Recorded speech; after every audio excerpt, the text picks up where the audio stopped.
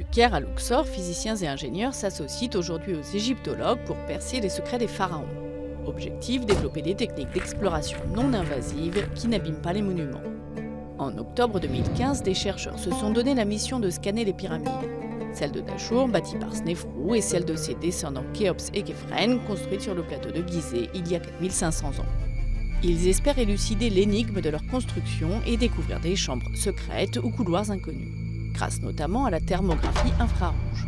Cette technique permet de mesurer la chaleur émise ou renvoyée par un corps et de réaliser une carte thermique des monuments. En rouge, les zones chaudes exposées au soleil, en bleu les plus froides, pouvant trahir le passage d'un courant d'air, donc d'un couloir, ou l'emplacement d'une pièce secrète. Des anomalies allant jusqu'à 6 degrés ont été détectées sur la pyramide de Khéops.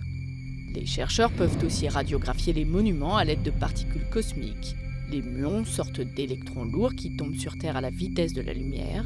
En plaçant judicieusement des détecteurs, il est possible de distinguer les zones de vide, laissant passer les muons, des zones denses où une partie de ces muons est déviée ou absorbée. Les scientifiques utilisent des émulsions chimiques, films sensibles à développer en laboratoire ou des scintillateurs électroniques offrant une image plus contrastée et des données en temps réel. Des télescopes à muons ont récemment détecté des cavités inconnues dans la Grande Pyramide.